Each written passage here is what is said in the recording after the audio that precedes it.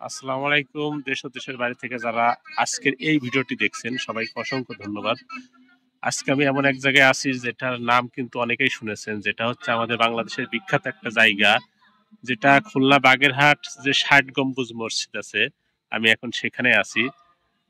যে কোনো কারণবশত আমাদের এখানে পৌঁছাতে কিন্তু একটু রাত হয়ে গেছে, মানে সন্ধ্যা ঘোর হয়ে গেছে।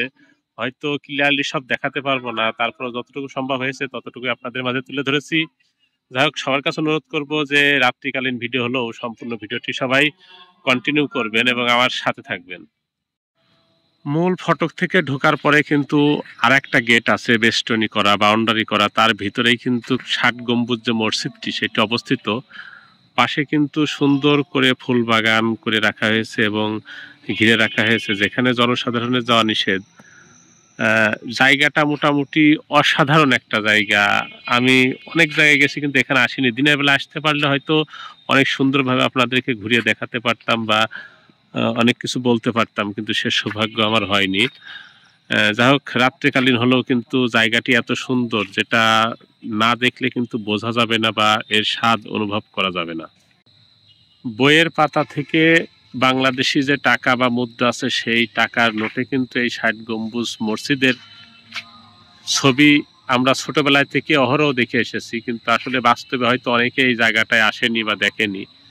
দিনের বেলা হলে হয়তো খুব সুন্দরভাবে দেখিয়ে যাওয়া যেত বা দেখে যাওয়া যেত এর সম্পূর্ণ রূপটি বা সম্পূর্ণ জায়গাটি, কিন্তু সন্ধ্যা বা রাত্রি হওয়ার কারণে কিন্তু সেটা কোনোভাবেই সম্ভব না। কিন্তু যতটুকুই দেখা যায় আবছা আবছা ততটুকুই থেকেই হয়তো মন থেকে শান্তি বা ভালোবাসা নিয়ে ফিরে যেতে হবে, কারণ রাত্রিকালে নিজেও ঠিকভাবে দেখা যায় না বা সঠিক বা সুন্দরভাবে কিন্তু ক্যামেরা বন্দি করাটাও সম্ভব হয় না।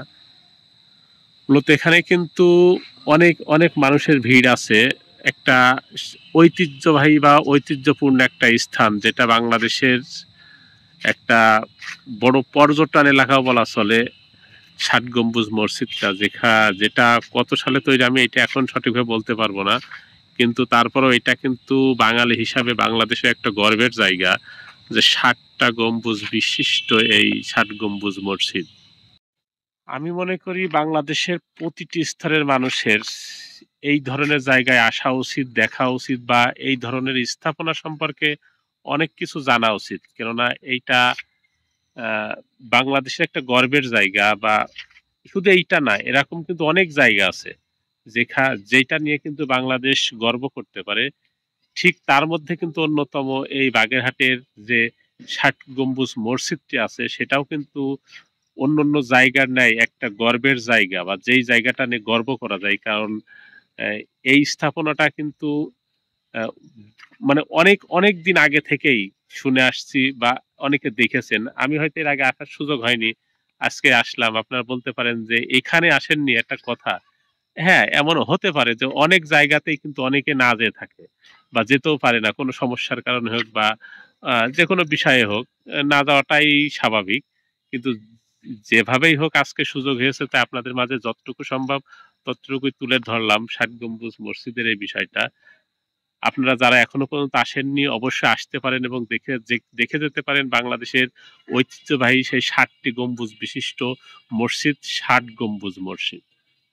রাত্রিকালে আমার দেখানোর চেষ্টাটা কিন্তু বৃথা বললেই চলা যায়, কারণ আমি খুব একটা ভালো করে দেখাতে পারলাম না। তারপরে যতটুকু দেখাতে পারলাম এতটুকুতেই যদি আপনাদের কারো ভালো লেগে থাকে অবশ্যই আমাকে একটু ভালোবাসা দিবেন, আমার পাশে থাকবেন।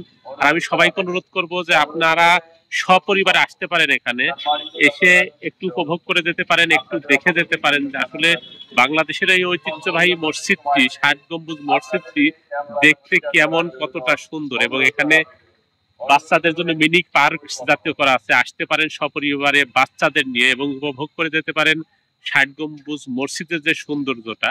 যাই হোক, আজকের ভিডিওটি খুব একটা বেশি করতে পারছি না বা লং করতে পারছি না, কারণ রাত্রিকালে খুব একটা ভিডিও করতে পারি নাই। আজকের মতো এখানেই শেষ করছি। ৬০ গম্বুজ মসজিদের চিত্রটা চেষ্টা করব খুব শীঘ্রই, তাড়াতাড়ি দিনের বেলার ফুল একটা চিত্র নিয়ে আসার জন্য। সে পর্যন্ত সবাই আমার ভালোবাসা দিয়ে যাবেন, আমার পাশে থাকবেন। সবাইকে ধন্যবাদ জানিয়ে শেষ করছি। আল্লাহ হাফেজ।